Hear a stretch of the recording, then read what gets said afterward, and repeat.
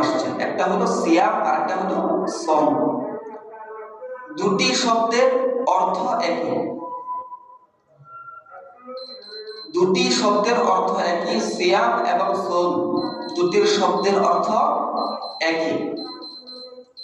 তো আল্লাহ তাআলা পূর্ববর্তী উম্মতদেরকে এরকম উদাহরণ দিয়ে কেন বলছেন? এটার মধ্যেও একটা বিশেষত্ব লুকানো আছে। এই জন্য আল্লাহ তাআলা বলেন, ইয়া আইয়ুহাল্লাযীনা আমানু, হে ঈমানদারেরা, হে বিশ্বাসীরা, কুতিবা আলাইকুমুস সিয়াম আই ফুরিজা আলাইকুমুস সিয়াম। কুতিবা বিমানা ফুরিজা, অর্থাৎ ফরজ করা হয়েছে, অপরিহার্য। এটা ফরজ করা হয়েছে, এটাকে অস্বীকার করা, এটাকে ছেড়ে দেওয়া, এটাকে অবিশ্বাস করার কোনো অবকাশ এখানে নাই। বিমানা কুতিবা বিমানা ফুরিজা, ফরজ করা হয়েছে, অবহেলা করা যাবে না, আঁকড়ায় ধরতে হবে। তুমি বাঁচো আর মরো, যত অসুস্থতা তোমার ভিতরে থাকুক, এটাকে আঁকড়ায় ধরতে হবে। কামা কুতিবা আলাল্লাযীনা মিন ক্বাবলিকুম, এবং তোমাদের পূর্ববর্তী উম্মতদের উপরে এই রোজাকে ফরজ করা হয়েছে। তো পূর্ববর্তী উম্মত কাদের উপরে এই রোজাটা ফরজ ছিল, এটা আমাদের জানা দরকার আছে না? কাদের উপরে ফরজ ছিল? হযরতে আদম আলাইহিস সালাতু ওয়াস সালাম থেকে নিয়ে হযরতে ইব্রাহিম আলাইহিস সালাতু ওয়াস সালাম পর্যন্ত। কথাগুলো মনে রাখবেন, অনেক কিছুই আমরা শিখি। হযরতে আদম আলাইহিস সালাতু ওয়াস সালাম থেকে নিয়ে হযরতে ইব্রাহিম আলাইহিস সালাতু ওয়াস সালাম পর্যন্ত প্রায় ৩৫০০ বছর। কয় হাজার বছর? ৩৫০০ বছর আইয়ামে বীজের পূজা, অর্থাৎ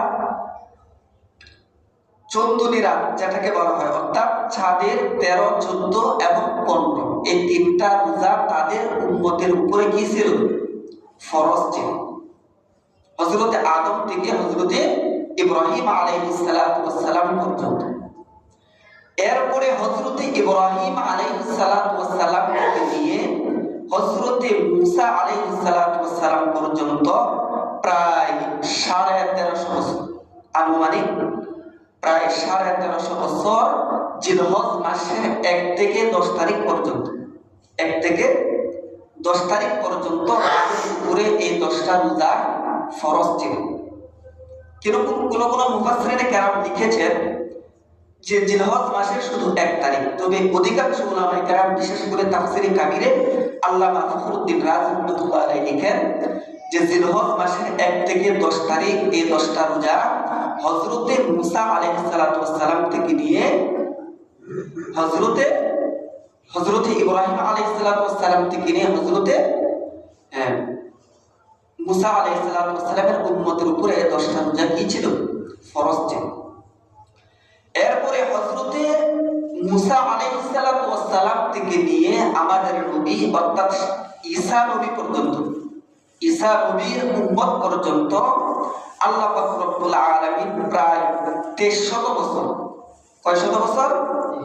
২৩০০ বছর প্রতি মুহররম মাসের ১ তারিখে, এই ১০ তারিখে এই রোজাটা তাদের উপরে ফরজ ছিল। মুহররমের ১০ তারিখ হযরতে মুসা আলাইহিস সালাতু ওয়াস সালাম থেকে নিয়ে হযরতে ঈসা আলাইহিস সালাতু ওয়াস সালাম পর্যন্ত, অর্থাৎ আমাদের নবী পর্যন্ত মক্কা থাকাকালীন প্রায় ১৩ বছর এই মুহররমের ১০ তারিখের রোজাটা নবী আলাইহিস সালাতু ওয়াস সালাম ফরজ হিসাবে রাখছিলেন। অর্থাৎ হিজরতের আগে ১৩ বছর পর্যন্ত। যখন তিনি মক্কা থেকে হিজরত করে মদিনায় গেলেন, মদিনা যাওয়ার ১৮ মাস পর, কত মাস?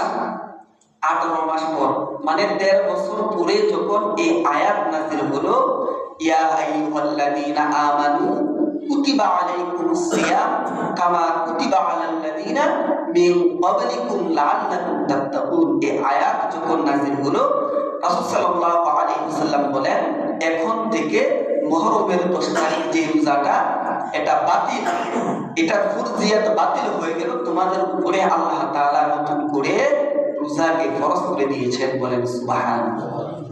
কিন্তু রাসূল সাল্লাল্লাহু আলাইহি ওয়াসাল্লাম বলেন যে এই মুহররমের 10 তারিখের যে রোজাটা আছে এইটা এর পরেও এটাকে মুস্তাহাব হিসাবে রাখা হয়েছে। কোন উম্মত যদি মুহররমের 10 তারিখ এই রোজাটা রাখে, আল্লাহ তাআলা তাহার বিগত 1 বছরের সমস্ত গুনাহ তাকে মাফ করে দিবেন, বলেন সুবহানাল্লাহ। এই জন্য আমরা অনেকেই মুহররমের 10 তারিখের রোজাটাকে রাখি, গুরুত্বপূর্ণ, এটা মুস্তাহাব করা হয়েছে, এই জন্য রাখার চেষ্টা করি। তো যাক, আমরা এখন বুঝতে পারলাম আল্লাহ তাআলা কেন উদাহরণ দিয়েছেন, যে কথায় আছে 10 মিলে করি কাজ, হারিয়ে যেতে নাহি লাজ। আরবি একটা প্রবাদ বাক্য আছে, আরবি একটা কি আছে, প্রবাদ বাক্য আছে যে ইযা আম্মাতিল বালায়া খাফাত, যে মুসিবত বা পরীক্ষা যখন সবার উপরে আসে তখন এটা সহজ হয়ে যায়। এককভাবে ব্যক্তিগতভাবে যদি পরীক্ষা বা মুসিবত আসে তাহলে এটা কষ্টদায়ক হয়ে যায়। কি হয়ে যায়? কষ্টদায়ক হয়ে যায়। আপনাদের কয়তরা যদি 500 মানুষের নামে মামলা হয় তাহলে এত চিন্তা থাকবে না যে 10-এর যে দশা আমারও একই দশা। কেন পুলিশ বাজারে যাইতেছে, হ্যাঁ পুলিশের সামনে দিয়ে আসতেছে, হেরা ধরলে আমারে ধরলে তারেও ধরবো, নসিবটা ঢো ফুলতে।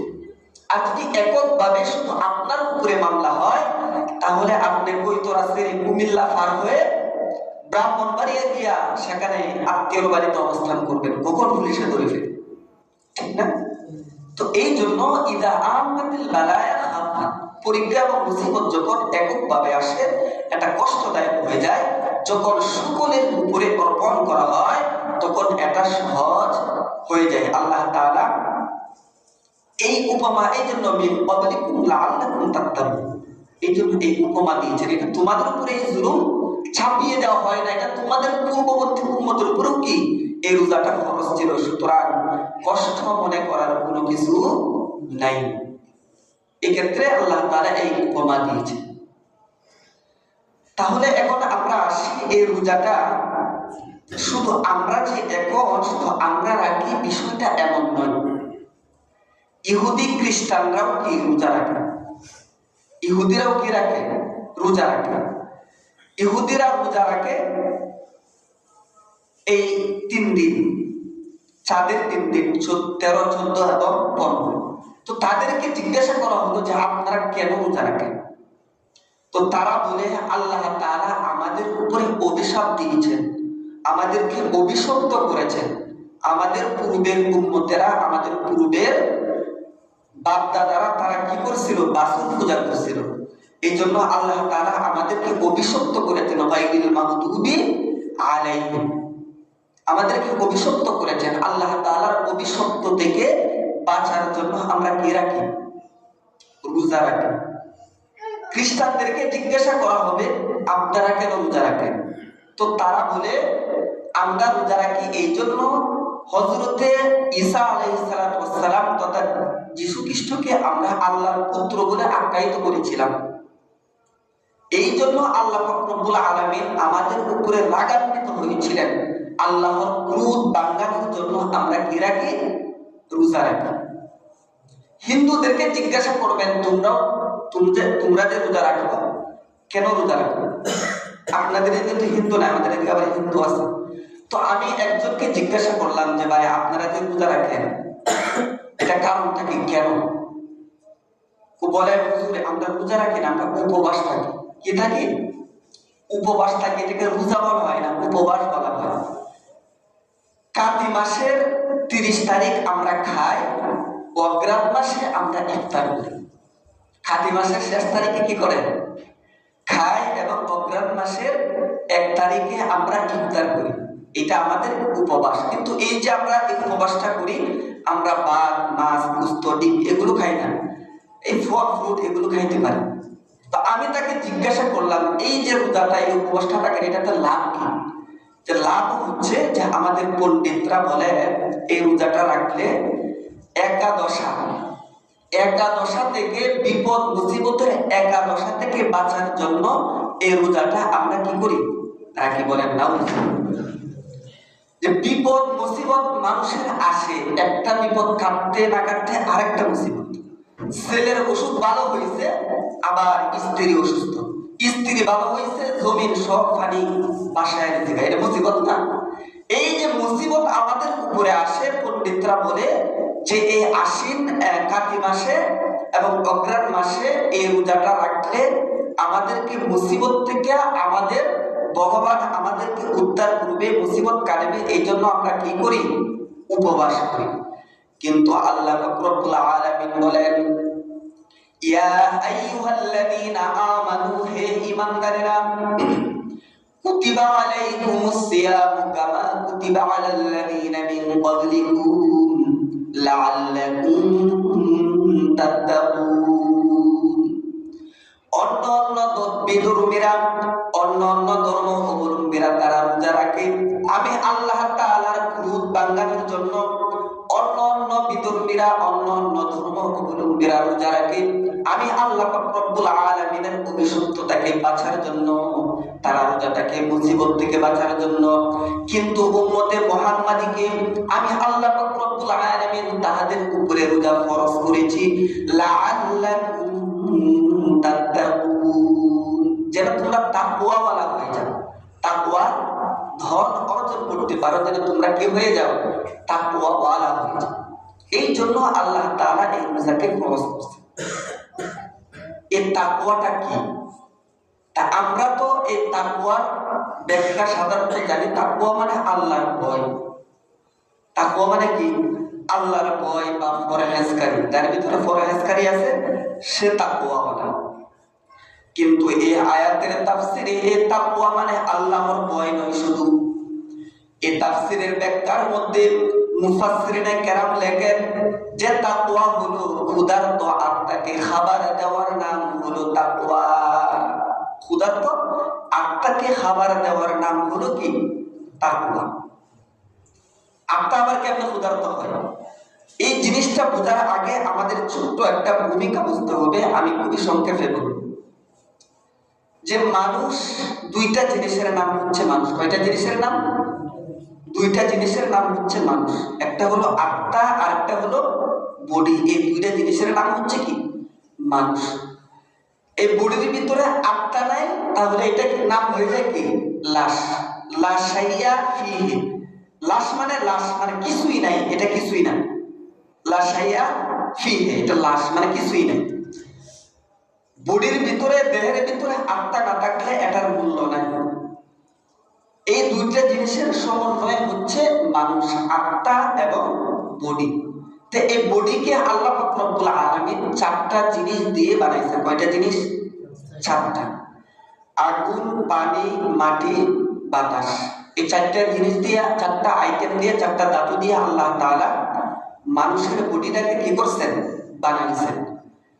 এই চারটা আইটেম থেকে, চারটা ধাতু থেকে আল্লাহ পাক রব্বুল আলামিন উৎপন্ন করে এই দেহকে, এই বডিকে সতেজ রাখার জন্য, সুস্থ রাখার জন্য এই চারটা ধাতু থেকে আল্লাহ তাআলা খাবার উৎপন্ন করে খাওয়ান।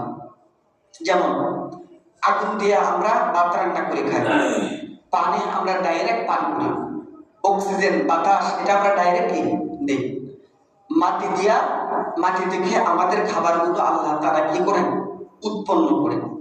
এই চারটা ধাতু দিয়ে আল্লাহ তাআলা আমাদের বডিকে বানাইছেন, আমাদের দেহকে বানাইছেন। এই চারটা ধাতু থেকে আল্লাহ তাআলা আমাদের বডিকে, দেহকে সতেজ রাখার জন্য, সুস্থ রাখার জন্য এই ধাতু থেকে উৎপন্ন করে আমাদেরকে খাওয়ান। কিন্তু এই যে এই দেহর খাবার আবার দুই প্রকার। কয় প্রকার? দুই প্রকার। যেমন আমরা মাছে ভাতে বাঙালি, মাছ ভাত এগুলো আমরা সব সময় খাই। এগুলো একদিন, দুই দিন, 4 দিন না খাইলে আমরা কি করব? মারা যাব। এই খাবারগুলো সব সময় খাই, রেগুলার খাবার। ভাত, মাছ, দই তরকারি, আলু, শাক সবজি, এগুলো আমাদের কি খাবার? রেগুলার খাবার। আরেকটা খাবার হচ্ছে মৌসুমী খাবার। আরেকটা খাবার কি? মৌসুমী খাবার। যেরকম ফল, এখন আম আছে, কাঁঠাল আছে না, এটা মৌসুমী খাবার। যখন যে ফল 12 মাসে 13 ফল আমরা খাই, এই যে ফল ফুলগুলা খাই, এটাকে দেহকে সতেজ রাখার জন্য, অর্থাৎ রোগ প্রতিরোধ ক্ষমতা বাড়ানোর জন্য। মানুষের যখন বয়স হয়ে যায় তখন রোগ প্রতিরোধ ক্ষমতা কমে যায়। নাতির বয়স 8 বছর, দাদার বয়স 60 বছর, একই ট্যাগের বাক্যায় নাতি হয় জাম্বুর মতো মুড়া আর দাদা কালি চিকন হইতেছে, চামড়া ঢিলা হইতেছে, ঠিক না? এটা কি? এই যে তার বয়স হয়েছে, রোগ প্রতিরোধ ক্ষমতা কমে গেছে। এই জন্য আল্লাহ পাক রব্বুল আলামিন যখন মানুষকে বানাইছেন সৃষ্টিগতভাবে মানুষের দেহের ভিতরে 50% রোগ প্রতিরোধ ক্ষমতা মেডিসিন আল্লাহ তাআলা দেহের ভিতরে দিয়া আল্লাহ তাআলা মানুষকে সৃষ্টি করেছে। যেমন আপনার কোনটা হাত কাইটা গেল, দা দিয়া বলে দিয়ে আপনি হাত কেটে ফেলছেন, কথাগুলো কিন্তু মূল্যবান, মনোযোগ সহকারে শুনলেন। আপনি দা দিয়ে আপনার হাত কেটে ফেলছেন, কেটে যাওয়ার পরে আপনি একটা টেনা দিয়ে বাঁধা রাখছেন, 1 দিন 2 দিন 3 দিন 5 দিন 7 দিনের দিনে আপনার হাতটা কিন্তু এমনিতে শুকায় যাবে। 7 দিনের দিনও আপনার হাতটা শুকায় যাবে, কিন্তু এর সাথে কাটার পরে যদি আপনি মেডিসিন গ্রহণ করেন, ঔষধ খান, তাহলে 7 দিনের জায়গায় 3 দিনে আপনার হাতটা কি হয়ে যাবে? শুকায়। এর মানে বোঝা গেল কি, সৃষ্টিগতভাবে আল্লাহ তাআলা মানুষের দেহে 50% রোগ প্রতিরোধ ক্ষমতা, হ্যাঁ, আল্লাহ তাআলা এই মেডিসিন দেহের ভিতরে দিয়া কি করছেন? সৃষ্টি করছেন। 50% দেহের আর 50% আপনি মেডিসিন খাইলেন, দুইটা যখন 100% হয়ে যায়, কম সময়ের ভিতরে আপনি কি হয়ে যান? সুস্থ হয়ে যান। জ্বর উঠলে ততটুকু 1 দিন 2 দিন 3 দিন 7 দিন যখন খেতা গা দিয়ে আপনি শুয়ে থাকবেন, 7 দিনের দিনও শরীর গামে জ্বর ভালো হয়ে গেছে। কিন্তু সাথে সাথে যদি আপনি নাপা এক্সট্রা খান, তাহলে 3 দিনের ভিতরেই জ্বর কি কমপ্লিট। এই জন্য আল্লাহ পাক রব্বুল আলামিন এই দেহের ভিতরে রোগ প্রতিরোধ ক্ষমতা 50% দিয়েছে। তো এই দেহের খাবার কয় প্রকার? 2 প্রকার। একটা হলো রেগুলার খাবার, মাছ ভাত আমরা সব সময় যেটা খাই। আরেকটা খাবার হচ্ছে ফল ফ্রুট, যেটা 12 মাসে 13 ফল, যেমন আম কাঁঠাল এখন নাই, যখন আম কাঁঠাল আসে তখন আমরা এই ফলগুলো খাবো। এই ফলগুলো কেন দিছে আল্লাহ তাআলা? রোগ প্রতিরোধ ক্ষমতা বাড়ানোর জন্য। আপনি ডাক্তারের কাছে যাবেন, আপনি অসুস্থ, ডাক্তার 1 পৃষ্ঠায় লিখবে মেডিসিন, অপর পৃষ্ঠায় লিখে দিব যে সকালে একটা মুরগির ডিম, 1 পা দুধ, এরকম লিখে দেয় কি দেয় না? দেয়। তো এটা কেন দেয়? রোগ প্রতিরোধ ক্ষমতা যেন বাড়ে, তার দেহের ভিতরে সতেজ হয়। তো এই হলো দেহের খাবার 2 নাম্বার। এখন আত্মার খাবার। আত্মার খাবার তার মানে কি? আত্মার খাবার আল্লাহ বলছেন। তো আত্মারও কি আছে? খাবার আছে। তো আত্মা কি জিনিস, এটা আগে আমাদেরকে বুঝতে হবে। আল্লাহ পাক রব্বুল আলামিন বলেন, হে আমার বন্ধু মক্কার কাফেরেরা আপনাকে প্রশ্ন করবে, ইয়াসআলুনাকা আনির রূহ কুলির রূহু মিন আমরি রাব্বি ওয়া মা উতিতুম মিনাল ইলমি ইল্লা ক্বালিলা। মক্কার কাফের আপনাকে রূহ সম্পর্কে জিজ্ঞাসা করবে যে রূহ কি জিনিস। তো আপনি বলে দিবেন, ইয়াসআলুনাকা আনির রূহ কুলির রূহু মিন আমরি রাব্বি ওয়া মা উতিতুম মিনাল ইলমি ইল্লা ক্বালিলা। রূহ হচ্ছে আমি আল্লাহ। আপনি বলবেন যে এটা আল্লাহ তাআলার হুকুম। এটা কার হুকুম? আল্লাহ তাআলার হুকুম। আপনার বডিটা আল্লাহ তাআলা বানায় রাখছে, বানায় রেখে আল্লাহ তাআলা হুকুম করছে, আত্মা তুমি এই দেহের ভিতরে গিয়ে ঢুকো, এটার ভিতরে তুমি কাজ করো, হাত দ্বারাও কাজ করো, এই করো সেই করো, এটা আল্লাহ তাআলা হুকুম করছেন। যখন আল্লাহ তাআলার হুকুম হয়ে যায়, তখন আল্লাহ তাআলা জিবরাইলকে দিয়ে এই রূহটাকে বের করে নেয়, তখন লাশ ইয়া ফিহি, আমরা কি হয়ে যায়? লাশ হয়ে যায়। এই বডি, এই দেহের কোনো কি থাকে না, মূল্য থাকে। তাহলে বুঝছেন তো? এবার রূহ হচ্ছে আল্লাহ তাআলার হুকুম। আমার কথা বলতে কষ্ট হচ্ছে যে কালকে সর্দি লেগে জ্বর উঠে গেছে, তো এই জন্য। তো আমরা বুঝতে পারলাম যে আত্মা এটা আল্লাহ পাক রব্বুল আলামিনের হুকুম। তো এই আত্মারও কিছু খাবার আছে। তো এই আত্মার খাবার 2 প্রকার। কয় প্রকার? 2 প্রকার। কিছু হচ্ছে রেগুলার খাবার, কিছু হচ্ছে মৌসুমী খাবার। কিছু খাবার রেগুলার কি? আমরা 5 ওয়াক্ত নামাজ পড়ি, এটা আত্মার জন্য রেগুলার খাবার। আমরা কোরআন তেলাওয়াত করি, এটা রেগুলার খাবার। জিকির আজকার করি, এটা রেগুলার খাবার। কোরআন তেলাওয়াত করি, এটা কি খাবার? রেগুলার খাবার। কিন্তু এই যে রমজান, এটা হচ্ছে আত্মার মৌসুমী খাবার। এটা 12 মাস পাই না, 12 মাস পাই না। এটা হচ্ছে কি মৌসুমি খাবার, এটা হচ্ছে মৌসুমি খাবার, এটা হচ্ছে আত্মার খাবার। এই জন্য যে হাদিসের মধ্যে আসছে যার ভিতরে আল্লাহর জিকির নাই তার দিল মুর্দা, এরকম হাদিস আমরা শুনছি না? তার দিল কি মুর্দা। আজকে আমরা বুঝতে পারছি না যে মুর্দা দিল কি। যার ভিতরে 5 ওয়াক্ত নামাজ নাই, যে ব্যক্তি নামাজ পড়ে না, জিকির করে না, কোরআন তেলাওয়াত করে না, তার